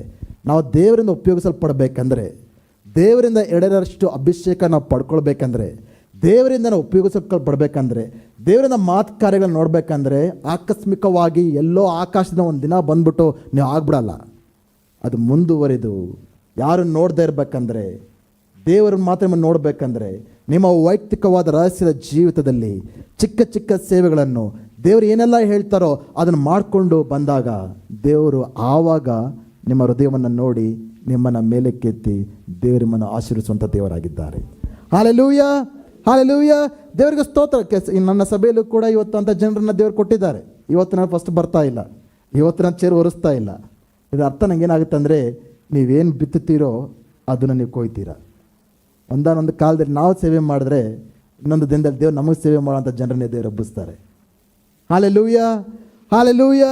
ಎರಡನೇದು ನಾವು ಎಲಿಷನಲ್ಲಿ ಗಮನಿಸಬೇಕಾಗಿರ್ತಕ್ಕಂಥ ವಿಷಯ ಏನಂದರೆ, ಈ had a heart to persevere. ಅಂದರೆ ಆತನ ಗುರಿ ಏನಾಗಿತ್ತು, ಆತನ ಒಂದು ಬಯಕೆ ಏನಾಗಿತ್ತು ಅಂದರೆ ಎಲಿಯನ ಸೇವೆಯನ್ನು ಇತರ ಮುಂದುವರಿಸಬೇಕೆಂಬುದಾಗಿ, ಎಲಿಯನಿಂದ 2ರಷ್ಟು ಅಭಿಷೇಕವನ್ನು ಪಡ್ಕೋಬೇಕೆಂಬುದಾಗಿ ಎಲಿಯನನ್ನು ನೋಡ್ದ ಈತನು, ಅದರ ಸೇವೆಯನ್ನು ನೋಡ್ದ. ದೇವರೊಟ್ಟಿಗೆ ಅದರಿಗಿದ್ದಂಥ ಸನ್ನಿಹವಾದ ಸಂಬಂಧವನ್ನು ಈತನು ಸನ್ನಿಹವಾಗಿ ನೋಡಿದಂಥ ವ್ಯಕ್ತಿಯಾಗಿದ್ದ. ಈತನು ಕೂಡ ಎಲಿಯನ ಹಾಗೆ ಆಗಬೇಕಂತ ಬಯಸಿದ. ಹಲ್ಲೆಲೂಯಾ. ಅದಕ್ಕೋಸ್ಕರ ಬಯಸ್ಬಿಟ್ಟು ಸುಮ್ಮನೆ ಆಗಿಲ್ಲ. ಇವತ್ತು ಬಯಕೆಗಳು ಅನೇಕರಿಗಿದೆ.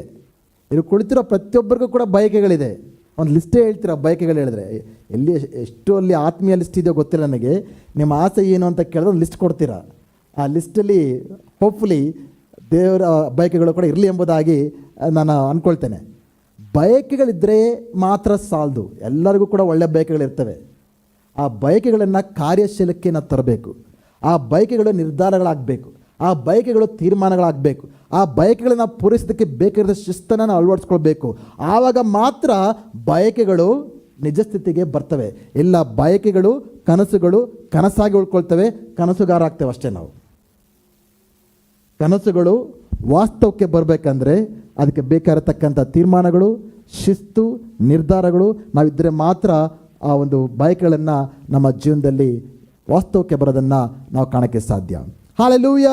ಇಲ್ಲಿ ಹಾರ್ಟ್ ಟು ಪರ್ಸಿವಿಯರ್ ಅಂದರೆ ತಾನು ಗುರಿ ಇಟ್ಟದನ್ನು ಪಡ್ಕೊಳ್ಳೋವರೆಗೂ ಆತನ ಮುಂದೆ ಏನೇ ಬಂದರೂ ಕೂಡ ಅದನ್ನೆಲ್ಲವನ್ನು ಕೂಡ ದಾಟಿ ಹೋಗೋದಕ್ಕೆ ಸಿದ್ಧವಾಗಿದ್ದ. ಇಲ್ಲಿ ಒಂದು 4 ಸ್ಥಳಗಳು ಇದನ್ನು ದಾಟ್ಕೊಂಡು ಬರ್ತಾರೆ. ಎಲಿಷನ ಒಂದು ಪ್ರಯಾಣ, ಇದು ಕೊನೆಯ ದಿನ ಪ್ರಯಾಣ. ಎಲಿಯನಿಗೆ ದೇವರು ಹೇಳ್ತಾ ಇದ್ರು, ನಿನ್ನ ಟೈಮ್ ಬಂದಿದೆ, ಒಂದೊಂದು ಸ್ಥಳನೇ ತೋರಿಸ್ಕೊಂಡು ಬರ್ತಾ ಇದ್ರು ಎಲ್ಲೆಲ್ಲಿ ಹೋಗ್ಬೇಕೆಂಬುದಾಗಿ. ಮೊದಲನೇ ಸ್ಥಳ ಯಾವುದಾದ್ರು ಹೋಗಿದ್ದು? No, Gilgal. ಗಿಲ್ಗಾಲ್ ಆದಮೇಲೆ ಬೆಥೇಲ್ ಆದಮೇಲೆ ಎರಿಕೋ ಆದಮೇಲೆ ಯೋರ್ದಾನ್. ಸುಮಾರು ಎಲ್ಲ ಲೆಕ್ಕ ಹಾಕೊಂಡು 40 ಕಿಲೋಮೀಟರ್ ನಡೆದು ಬಿಟ್ಟಿದ್ದಾರೆ ಅವತ್ತು. ಎಷ್ಟು ಕಿಲೋಮೀಟರ್ ನಡ್ಕೊಂಬಂದ್ರಿ ಇವತ್ತು ನೀವು? ಅಷ್ಟು ಕಿಲೋಮೀಟರ್ ನಡೆಯೋಕ್ಕೆ ಎಲಿಷ ಸಿದ್ಧವಾಗಿದೆ, ಮೊದಲನೇದು. ಇನ್ನೊಂದು, ಪ್ರತಿಯೊಂದು ಸ್ಥಳಕ್ಕೂ ಒಂದು ಅರ್ಥ ಇದೆ. ಸತ್ಯವೇದದಲ್ಲಿ ಕೆಲವೊಮ್ಮೆ ಪ್ರತಿಯೊಂದು ಸ್ಥಳಕ್ಕೂ ಪ್ರತಿಯೊಂದು ಹೆಸರಿಗೂ ಕೂಡ ಅರ್ಥ ಇರ್ತವೆ. ಮೊದಲನೇ ಸ್ಥಳ ಯಾವುದು? ಗಿಲ್ಗಾಲ್ ಪದ ಅರ್ಥ ಏನು? ಗಿಲ್ಗಾಲ್ ಅಂದರೆ it's the place of new beginning, ಹೊಸ ಪ್ರಾರಂಭವನ್ನು ಸೂಚಿಸುವಂಥ ಸ್ಥಳ. ಇಸ್ರಾಯೇಲರು ಯೋರ್ದಾನ್ ನದಿ ದಾಟಿದ ಮೇಲೆ ವಾಗ್ದಾನ ಮಾಡಲ್ಪಟ್ಟಂಥ ಭೂಮಿಯಲ್ಲಿ ಕಾಲಿಟ್ಟಾಗ ಅವರು ಬಂದಂಥ ಮೊದಲನೇ ಸ್ಥಳದ ಹೆಸರೇನು? ಗಿಲ್ಗಾಲ್. ಅಲ್ಲೇ ಅವರು ಸುನ್ನತಿಯನ್ನು ಮಾಡಿಸ್ಕೊಂಡಿದ್ದ ಸ್ಥಳ, ಅಲ್ಲೇ ಅವರು ಒಡಂಬಡಿಕೆಯನ್ನು ನವೀಕರಿಸಿಕೊಂಡಿದ್ದಂಥ ಸ್ಥಳ, ಅದು ಹೊಸ ಸಂತತಿ ಹುಟ್ಟಿ ಬಂದಿರತಕ್ಕಂಥ ಸ್ಥಳ. ಅಂದರೆ ಗಿಲ್ಗಾಲ್ ಏನನ್ನು ಸೂಚಿಸುತ್ತೆ? ಆ ಪದ ಅರ್ಥ ಏನಂದರೆ, ನಿಮ್ಮ ನಾಚಿಕೆಯು, ನಿಮ್ಮ ಅವಮಾನವು, ಐಗುಪ್ತದ ಅವಮಾನಗಳನ್ನು ನಾನು ತೊಲಗಿಸಿದ್ದೇನೆ, ಉರುಳಿಸಿದ್ದೇನೆ. ರೋಲ್ಡ್ ಅವೇ. ಗಿಲ್ಗಾಲ್ ಅಂದರೆ ಟು ರೋಲ್ ಅವೇ. ಸೊ ನಾವು ಯೇಸುವಿನ ಬಳಿಗೆ ನಾವು ಬಂದಾಗ ಹೊಸ ಪ್ರಾರಂಭವನ್ನು ನಾವು ಪಡ್ಕೊಂಡಿದ್ದೇವೆ. ಹಲ್ಲೆಲೂಯಾ. ದೇವರ ಮಕ್ಕಳಾಗಿರುವ ನಾವು ರಕ್ಷಣೆಯನ್ನು ಹೊಂದಿಕೊಂಡಿರ್ತಕ್ಕಂಥವರು, ದೇವರು ಹೊಸ ಪ್ರಾರಂಭವನ್ನು ನೀಡಿದ್ದಾನೆ. ನಮ್ಮೆಲ್ಲರಿಗೂ ಕೂಡ ಗಿಲ್ಗಾಲ್ ಇತ್ತು. ಆ ಗಿಲ್ಗಾಲ್ ಯಾವುದಂದರೆ ಯೇಸುವನ್ನು ಕಂಡುಕೊಂಡಂಥ ಸ್ಥಳ, ರಕ್ಷಣೆಯನ್ನು ಹೊಂದಿಕೊಂಡಂಥ ಸ್ಥಳ, ದೇವರನ್ನು ಮೊಟ್ಟ ಮೊದಲಾಗಿ ಭೇಟಿಯಾದಂಥ ಸ್ಥಳ, ಹೊಸ ಜೀವಿತವನ್ನು ಪಡೆದುಕೊಂಡಂಥ ಸ್ಥಳ. ಆ ಸ್ಥಳದಲ್ಲಿ ನಾವಿದ್ವಿ. ಓಕೆ. ಈಗ ಅದಾದ ನಂತರ ದೇವರು ಎಲ್ಲಿ ಕರೀತಾ ಇದ್ದಾರೆ? ಬೇಥೇಲ್. ಆದರೆ ಅನೇಕ ಕ್ರೈಸ್ತರು ಏನು ಮಾಡ್ತಾರೆ? ಹೊಸದಾಗಿ ಹುಡ್ತಾರೆ, ರಕ್ಷಣೆ ಹೊಂದುತ್ತಾರೆ, ಆದರೆ ಅಲ್ಲೇ ಉಳ್ಕೊಂಡ್ಬಿಡ್ತಾರೆ, ಮುಂದೆ ಹೋಗೋದಿಲ್ಲ. ಹೊಸ ಪ್ರಾರಂಭ ಉಂಟಾಯಿತು. ಅವರ ಜೀವನದಲ್ಲಿದ್ದಂಥ ಒಂದೇ ಸಾಕ್ಷಿ ಏನಂದರೆ, ಅವರ ರಕ್ಷಣೆ ಒಂದೇ ಸಾಕ್ಷಿ ಒಂದೇ, ಮುಂದಕ್ಕೆ ಹೋಗೋದಿಲ್ಲ. ಅವರ ಜೀವಿತ ಕಾಲ ಇರುವವರೆಗೂ ಅವ್ರಿಗಿರುವ ಒಂದೇ ಅನುಭವ ಏನಂದರೆ ರಕ್ಷಣೆ ಅನುಭವ. ನಾವು ಮುಂದಕ್ಕೆ ಹೋಗ್ಬೇಕು. ಈಗ ಗಿಲ್ಗಾಲಿಂದ ಎಲ್ಲಿಗೆ ಬರಬೇಕು? ಬೆಥೇಲ್ ಅರ್ಥ ಏನು? ದೇವರ ಸಾನ್ನಿಧ್ಯದ ಸ್ಥಳ. It's a place of divine encounters. Bethel ಅನ್ನೋದು ದೇವರ ಸಂದರ್ಶನವನ್ನು ಹೊಂದಿಕೊಳ್ಳುವಂಥ ಸ್ಥಳವನ್ನು ಸೂಚಿಸುವಂಥದ್ದು. ಈ ಸ್ಥಳದಲ್ಲಿ ಯಾಕೋಬನ ಒಂದು ಕನಸನ್ನು ಕಂಡಿದ್ದ. ಒಂದು ದೊಡ್ಡ ಏಣಿಯನ್ನು ಕಂಡ, ಆಕಾಶಕ್ಕೂ ಭೂಮಿಗೂ ಕನೆಕ್ಟ್ ಆಗೋದು ಒಂದು ಎತ್ತರವಾದ ಏಣಿಯನ್ನು ಕಂಡಂಥ ಸ್ಥಳ. ದೇವದೂತರು ಮೇಲೆ ಕೆಳಗೆ ಹೋಗುವುದನ್ನು ಕಂಡಂಥ ಸ್ಥಳ. ಆ ಸ್ಥಳದಲ್ಲಿ ದೇವರು ಯಾಕೋಬನಿಗೆ ನೇರವಾಗಿ ಮಾತನಾಡಿ ವಾಗ್ದಾನಗಳನ್ನು ನೀಡಿದಂಥ ಸ್ಥಳ, ತನ್ನ ಸಾನ್ನಿಧ್ಯವನ್ನು ಪ್ರಕಟ ಮಾಡಿದಂಥ ಸ್ಥಳ. ನಾವು ಗಿಲ್ಗಾಲ್ ಆದ ನಂತರ ಎಲ್ಲಿಗೆ ಬರಬೇಕು? ಬೇಥೇಲ್ ಅನ್ನೋ ಸ್ಥಳಕ್ಕೆ ನಮ್ಮ ಜೀವನದಲ್ಲಿ ಅನೇಕರು ಬಂದಿರ್ತೇವೆ. ಆ ಬೆಥೇಲಲ್ಲಿ ದೇವರು ನಮಗೆ ಕರೆಯುವಿಕೆಯನ್ನು ಕೊಡುವಂಥ ಸ್ಥಳ, ದರ್ಶನವನ್ನು ಕೊಡುವಂಥ ಸ್ಥಳ, ಕನಸನ್ನು ಕೊಡುವಂಥ ಸ್ಥಳ, ಉದ್ದೇಶನ ಕೊಡುವಂಥ ಸ್ಥಳ, ಜೀವಿತಕ್ಕೆ ಗುರಿಯನ್ನು ಕೊಡುವಂಥ ಸ್ಥಳ. ಆ ಬೇಥೇಲ್ಗೆ ನಾವು ಬರ್ತೇವೆ. ಅನೇಕರು ಅಲ್ಲೇ ಉಳ್ಕೊಂಡ್ಬಿಡ್ತಾರೆ. ವಾಗ್ದಾನ ಪಡ್ಕೊಳ್ತಾರೆ, ಪ್ರವಾದನೆಗಳನ್ನ ಪಡ್ಕೊಳ್ತಾರೆ, ಕನಸುಗಳನ್ನ ಪಡ್ಕೊಳ್ತಾರೆ, ಆದರೆ ಅಲ್ಲೇ ಉಳ್ಕೊಂಡ್ಬಿಡ್ತಾರೆ. ಪ್ರತಿಯೊಂದು ಸ್ಥಳದಲ್ಲೂ ಕೂಡ ಎಲಿಷನ್ಗೆ ಹೇಳ್ತಾ ಇದ್ದಾನೆ, ನೀನು ಇಲ್ಲೇ ಇರಪ್ಪ, ದೇವರು ಇನ್ನೊಂದು ಸ್ಥಳಕ್ಕೆ ನಂಗೆ ಕರೀತಾ ಇದ್ದಾರೆ ಅಂದಾಗ ಎಲಿಷನ ಪ್ರತಿಕ್ರಿಯೆ ಏನಾಗಿತ್ತು? ಯೆಹೋವನ ಆಣೆ, ನಿನ್ನ ಜೀವದ ಮೇಲೆ ಆಣೆ, ನಾನು ಕೊನೆಯವರೆಗೂ ನಿನ್ನ ಏನು ಮಾಡ್ತೇನೆ? ಹಿಂಬಾಲಿಸ್ತೇನೆ. ನೀನು ಎಲ್ಲಿಗೆ ಹೋಗ್ತೀಯೋ ಅಲ್ಲಿಗೆ ನಾನು ಬರ್ತೇನೆ, ನಾನು ನಿಲ್ಲೋದಿಲ್ಲ. ಹಲ್ಲೆಲೂಯಾ. ಇವತ್ತು ಅನೇಕರು ಯೇಸು ಕ್ರಿಸ್ತನ ಹಿಂಬಾಲಿಸೋಕ್ಕೆ ಪ್ರಾರಂಭಿಸ್ತಾರೆ, ಒಳ್ಳೆ ರೀತಿಯಲ್ಲಿ ಪ್ರಾರಂಭಿಸ್ತಾರೆ, ಉತ್ಸಾಹದಿಂದ ಪ್ರಾರಂಭಿಸ್ತಾರೆ, ಉಜ್ಜೀವನದಿಂದ ಪ್ರಾರಂಭಿಸ್ತಾರೆ, ಆದರೆ ಅಲ್ಲೇ ಉಳ್ಕೊಂಡ್ಬಿಡ್ತಾರೆ. ಇಲ್ಲಿ ಬೆತೇಲಿಂದ ನೆಕ್ಸ್ಟ್ ಯಾವ ಸ್ಥಳ? ಎರಿಕೋ. ಏನೇನು ಸೂಚಿಸುತ್ತೆ? ಇಸ್ರಾಯೇಲರು ಪಡೆದುಕೊಂಡಂಥ ಮೊದಲನೇ ಒಂದು ಜಯವನ್ನು ಸೂಚಿಸುತ್ತೆ. ಆ ವಾಗ್ದಾನ ಮಾಡಲ್ಪಟ್ಟಂಥ ಸ್ಥಳದಲ್ಲಿ that was the place of first victory. ಎರಿಕೋದಲ್ಲಿ ಅವರು ದೊಡ್ಡ ಗೋಡೆಗಳನ್ನು ಉರುಳಿಸಿದಂಥ, ದೇವರಿಗೆ ಸ್ತುತಿ ಮಾಡಿ ಶಬ್ದ ಮಾಡಿ ಎರಿಕೋ ಕೋಟೆಗಳನ್ನು ಉರುಳಿಸಿದಂಥ ಸ್ಥಳ ಎರಿಕೋ ಆಗಿತ್ತು. ಆದರೆ ಅದೊಂದೇ ಅವರ ಜಯವಾಗಿರಲಿಲ್ಲ. ದೇವರು ಅನೇಕ ಜಯಗಳನ್ನು ಅವರಿಗೆ ಕೊಟ್ಟರು. ಸರ್, ಅನೇಕ ಕ್ರೈಸ್ತರು ಏನು ಮಾಡ್ತೇವೆ ಇವತ್ತು? ಇಂದಿನ ಕಾಲದ ಜಯಗಳಲ್ಲೇ ಇಟ್ಕೊಂಡ್ಬಿಡ್ತೇವೆ. ನಿಮ್ಮ ಜೀವನದಲ್ಲಿ ಹೊಸ ಸಾಕ್ಷಿ, ಇತ್ತೀಚೆಗೆ ದೇವರು ಏನು ಮಾಡೋ ಸಾಕ್ಷಿ ಇದೆಯಾ? ಇದ್ದರೆ ಒಳ್ಳೆಯದು, ದೇವರಿಗೆ ಸ್ತೋತ್ರ.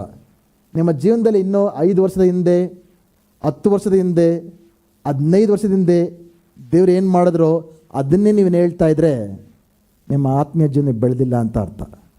ದೇವರೊಟ್ಟಿಗೆ ನೀವು ಸನ್ನಿಹ ನಡೀತಾ ಇಲ್ಲ ಅಂತ ಅರ್ಥ. ದೇವರನ್ನು ನೀವು ಅನುಭವಿಸ್ತಾ ಇಲ್ಲ ಅಂತ ಅರ್ಥ. ದೇವರ ಸನ್ನಿಹವಾಗಿ ನಡೆಯುವವರಿಗೆ, ದೇವರನ್ನು ಹಿಂಬಾಲಿಸುವವರಿಗೆ ಸಾಕ್ಷಿಗಳು ಉಂಟು ಮಾಡ್ಕೊಂಡು ಹೋಗ್ತಾ ಇರ್ತೇವೆ, ಅದ್ಭುತಗಳು ಉಂಟು ಮಾಡ್ಕೊಂಡು ಹೋಗ್ತಾ ಇರ್ತೇವೆ, ದೊಡ್ಡ ಜಯಗಳನ್ನ ಪಡ್ಕೊಂಡು ಹೋಗ್ತಾ ಇರ್ತೇವೆ. ಅಂತ ಒಂದು ಜಯಭರಿತ ಜೀವಿತಕ್ಕೆ ದೇವರು ನಮ್ಮನ್ನು ಕರೀತಾ ಇದ್ದಾರೆ. ಎರಿಕೋ ಆಯ್ತು. ಎರಿಕೋ ಆದಮೇಲೆ ಇಲ್ಲಿ ಯೋರ್ದಾನ್ ನದಿ ಯಾವುದಕ್ಕೆ ಸೂಚಿಸುತ್ತೆ ಗೊತ್ತಾ? ಮರಣ. ಅದು ಅರ್ಥ, ಇಟ್ಸ್ ಡಿಸೆಂಟ್, ಮರಣವನ್ನು ಸೂಚಿಸುತ್ತೆ.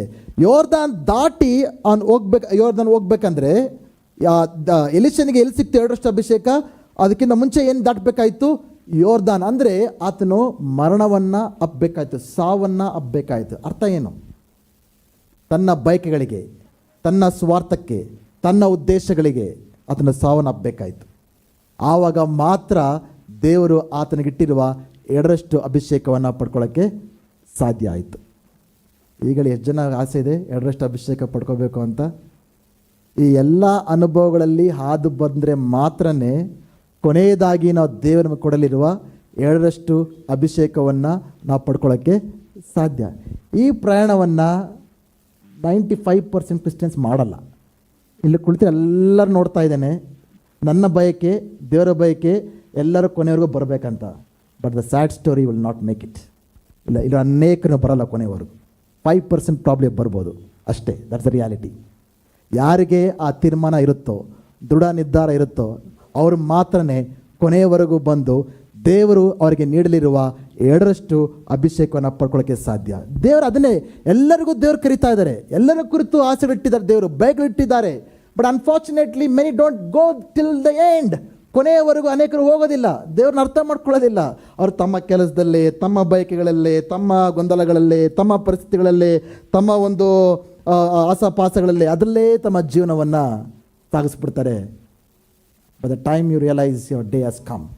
ನಿಮಗೆ ಗೊತ್ತಾಗೋಷ್ಟು ಮುಂಚೆನೇ last day of your life has come. ಆವಾಗ ನೀವೆಷ್ಟು ಗೋಗರ್ದರು, ಬೇಜಾರು ಮಾಡಿಕೊಂಡ್ರು, ನೀವು ಕಳೆದು ಹೋದ ದಿನಗಳು, ಅವಕಾಶಗಳು ಮತ್ತೆ ತಿರುಗಿ ನಿಮಗೆ ಬರೋದಿಲ್ಲ. ಇಲ್ಲಿ ನೋಡ್ತೇವೆ ಈ ಪ್ರಯಾಣವನ್ನು, ಎಲಿಷನು ಎಲಿನೊಟ್ಟಿಗೆ ಮಾಡಿದ ಪ್ರಯಾಣವನ್ನು ನಮ್ಮ ಆತ್ಮೀಯ ಜೀವನದಲ್ಲಿ ನಾವು ಪ್ರಯಾಣ ಮಾಡಬೇಕಾಗಿದೆ. ಎಷ್ಟು ಜನ ಗಿಲ್ಗಾಲಲ್ಲಿ ಉಳ್ಕೊಂಡ್ಬಿಟ್ಟಿದ್ದೀರಾ? ನಿಮ್ಮ ರಕ್ಷಣೆಯ ಜೀವನದಲ್ಲಿ ಉಳ್ಕೊಂಡ್ಬಿಟ್ಟಿದ್ದೀರಾ? ಕೆಲವರು ಬೆತ್ತೇಲಲ್ಲಿ ಉಳ್ಕೊಂಡ್ಬಿಟ್ಟಿದ್ದೀರಾ?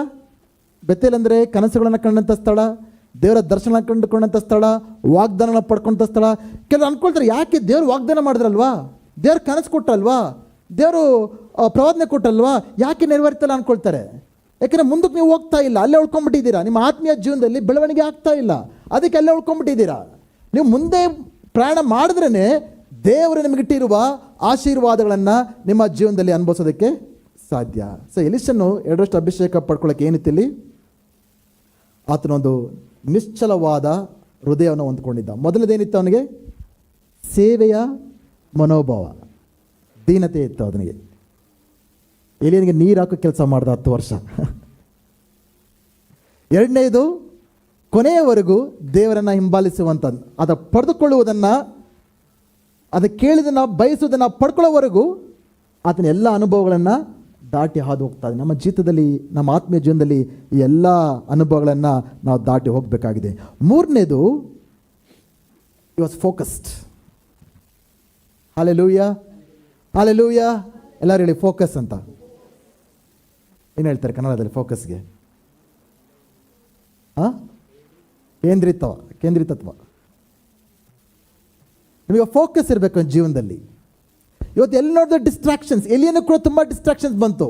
ಮೊದಲನೇದು, ಎಲಿಷನು ಕೂಡ ತುಂಬ ಡಿಸ್ಟ್ರಾಕ್ಷನ್ಸ್ ಬಂತು, ಅಡಚಣೆಗಳು.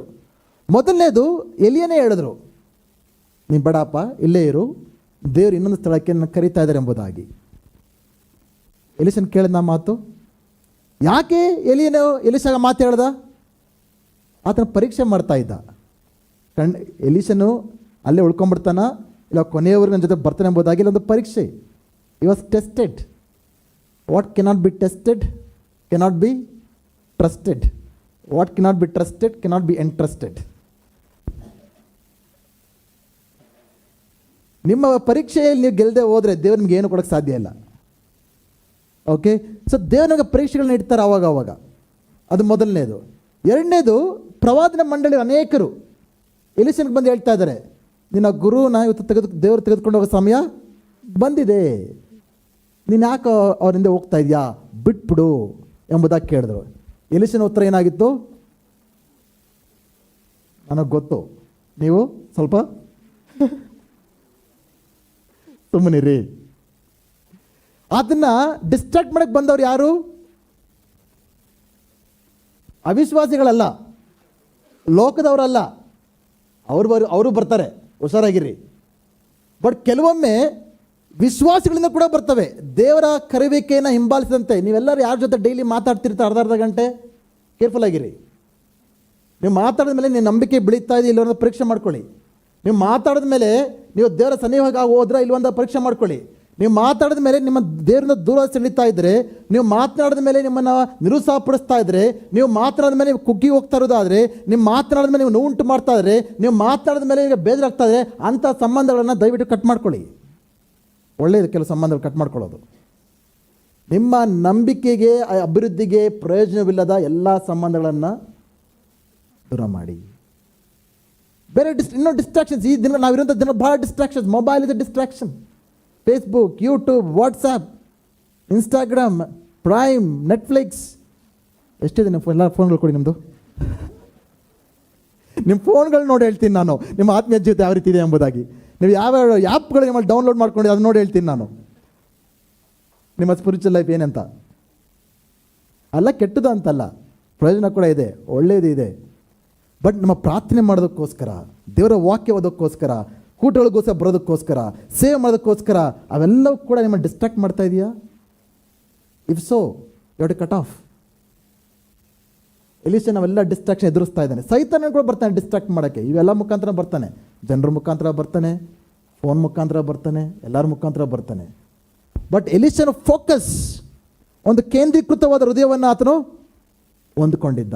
ಅದಕ್ಕೆ ಆತನು ದೇವರು ಆತನಿಗೆ ಏನಿಟ್ಟಿದ್ರೋ ಅದನ್ನು ಪಡ್ಕೊಳ್ಳೋಕ್ಕೆ ಸಾಧ್ಯ ಆಯಿತು. ಕೊನೆಗೆ ಎಲಿಯನ್ ಕೇಳ್ತಾ ಇದ್ದಾನೆ, ಯೋರ್ದಾನ್ ದಾಟದ ಮೇಲೆ ಎಲಿಷನ್ ನೋಡಿ ಕೇಳ್ತಾ ಇದ್ದಾನೆ, ಏನು ಬೇಕೋ ಕೇಳ್ಕೊ ಅಂತ. ದೇವ್ರ ಅನ್ನೋದು ನಿಮ್ಮನ್ನು ನೋಡಿ, ಏ ಸ್ವಾಮಿ ಏನು ಬೇಕೋ ಕೇಳ್ಕೊಂಡ್ರೆ ಹೆಂಗೆ ಕೇಳ್ತೀರಾ ನೀವು? ಏನು ಕೇಳ್ತೀರಾ? ಏನು ಕೇಳ್ತಿರೋ ಗೊತ್ತಿಲ್ಲ, ಮನೆ ಕೇಳ್ತಿರೋ ಗೊತ್ತಿಲ್ಲ, ಕಾರ್ ಕೇಳ್ತಿರೋ ಗೊತ್ತಿಲ್ಲ, ಮಕ್ಕಳು ಮದುವೆ ಮಾಡಿಬಿಡಪ್ಪ ಸಾಕಂತ ಕೇಳ್ತಿರೋ ಗೊತ್ತಿಲ್ಲ, ಇನ್ನೊಂದು ಒಳ್ಳೆ ಕೆಲಸ ಕೊಟ್ಬಿಡಪ್ಪ, ಇಲ್ಲ ಬ್ಯಾಂಕಲ್ಲಿ ಒಂದು ಸ್ವಲ್ಪ ಲೈಟಾಗಿ ಒಂದು ಕೋಟಿ ಹಾಕ್ಬಿಡಪ್ಪ.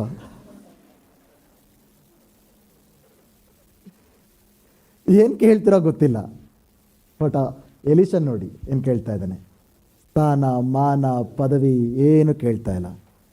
ನಿನ್ನ ಮೇಲಿರೋ 2ರಷ್ಟು ಅಭಿಷೇಕ, ಆತ್ಮ ನನಗೆ ಬೇಕು. 2ರಷ್ಟು ಆತ್ಮ ಅಂದರೆ ಏನಂತ ಗೊತ್ತಾ? ಅದೇನೋ ಎಲಿಷನ್ ಮೇಲೆ 10 ಲೀಟ್ರ್ ಇತ್ತು ಅಭಿಷೇಕ, ಈಗ ಎಲಿಷ ನನಗೆ 20 ಲೀಟ್ರ್ ಕೊಡೋದು ಕೇಳ್ತಾ ಇಲ್ಲ. ಅದಲ್ಲ ಅದರ ಅರ್ಥ. ಧರ್ಮೋಪದೇಶ ಕಾಂಡ 21:7 ನೋಡ್ತೇವೆ. ಇಟ್ಸ್ ಎ ಇನ್ಹೆರಿಟೆನ್ಸ್ ಲ್ಯಾಂಗ್ವೇಜ್, ಸ್ವಾಸ್ಥ್ಯದ ಭಾಷೆ. ಆ ಒಂದು ಯಹೂದ್ಯರ ಒಂದು ಕುಟುಂಬಗಳಲ್ಲಿ ತಂದೆ ಹಿರಿಯ ಮಗನಿಗೆ 2ರಷ್ಟು ಆಸ್ತಿಯ ಭಾಗವನ್ನು ಕೊಡ್ತಾ ಇದ್ದ. ಒಂದು ವೇಳೆ 4 ಜನ ಮಕ್ಕಳಿದ್ದಿದ್ರೆ ತಂದೆಗೆ ಆತನ ಆಸ್ತಿಯನ್ನು 5 ಭಾಗ ಮಾಡ್ತಾ ಇದ್ದ. ಮೊದಲನೇ ಮಗನಿಗೆ 2 ಭಾಗ ಕೊಡ್ತಾಯಿದ್ರು, ಮಿಕ್ಕಿದ 3 ಒಂದೊಂದು ಭಾಗ ಕೊಡ್ತಾಯಿದ್ರು. ಅಂದರೆ ಮೊದಲನೆಯವನು ತನ್ನ ಹಕ್ಕನ್ನು ಪಡೆದುಕೊಳ್ತಾ ಇದ್ದ, ಚೊಚ್ಚಲ ಮಗುವಿನ ಹಕ್ಕನ್ನು ಆತನು ಪಡೆದುಕೊಳ್ತಾ ಇದ್ದ. ಸೊ ಎಲಿಷಾ ನನಗೆ 2ರಷ್ಟು ಅಭಿಷೇಕ ಬೇಕು ಅಂತ ಕೇಳಿದಾಗ ಏನೋ ಒಂದು ದೊಡ್ಡ ಅಭಿಷೇಕ ಕೇಳ್ತಾ ಇರಲಿಲ್ಲ. ಅದಕ್ಕೆ ಕೇಳ್ತಾನೆ, ನನಗೇನು ಬೇಡ ಎಲಿಯಾ, ನನ್ನ ಗುರುವೇ, ನೀನು ಮಾಡಿದ ಸೇವೆ ನಾನು ಮಾಡಲು ಬಯಸ್ತೇನೆ. ನಿನಗಿಂತ ಹೆಚ್ಚಾದ ಸೇವೆಯನ್ನು ನಾನು ಮಾಡೋಕ್ಕೆ ಬಯಸ್ತೇನೆ. ನಿನಗಿಂತ ಹೆಚ್ಚಾಗಿ ನಾನು ದೇವರನ್ನು ಪ್ರೀತಿಸಲು ಬಯಸ್ತೇನೆ. ನಿನಗಿಂತ ಹೆಚ್ಚಾಗಿ ನಾನು ದೇವರ ರಾಜ್ಯವನ್ನು ಕಟ್ಟಲು ಉಪಯೋಗಿಸಲ್ಪಡೋಕ್ಕೆ ಬಯಸ್ತೇನೆ ಎಂಬುದಾಗಿ ಅದರ ಅರ್ಥ. 2ರಷ್ಟು ಅಭಿಷೇಕ ಅಂದರೆ 2ರಷ್ಟು ಅಭಿಷೇಕ ಅಂದರೆ ನಾವು 10 ಲೀಟ್ರ್ 20 ಲೀಟ್ರ್ 3 ಲೀಟ್ರ್ ಅದೆಲ್ಲ ಅರ್ಥ. ಅದು ಹೇಳ್ತಾರೆ, ನಾನು ನಿನ್ನ ಹಿರಿಯ ಮಗನಾಗಬೇಕು. ಎಷ್ಟೋ ಜನ ಮಕ್ಕಳಿದ್ದಾರೆ. ಎಲಿಯನಿಗೆ ಭಾಳ ಜನ ಮಕ್ಕಳಿದ್ರು, ಆತ್ಮೀಯ ಮಕ್ಕಳು. ಪ್ರವಾದನ ಮಂಡಳಿ ಅನೇಕರಿದ್ದಾರೆ, 100 ಮಕ್ಕಳಿದ್ದಾರೆ. ಆದರೆ ನಾನು ಅವರಾಗಿರೋಕ್ಕೆ ಬಯಸೋದಿಲ್ಲ, ನಾನು ಮೊದಲನೆಯ ಮಗ ಆಗಬೇಕು. ನಿನ್ನ 2ರಷ್ಟು ನಿನ್ನ ಒಂದು ಸೇವೆ ನಾನು ಮುಂದುವರಿಸಬೇಕು. ಈ ಒಂದು ಲೋಕಕ್ಕೆ ದೇವರ ಸ್ವರವಾಗಿ ನಾನು ಇರೋಕ್ಕೆ ಬಯಸ್ತೇನೆ.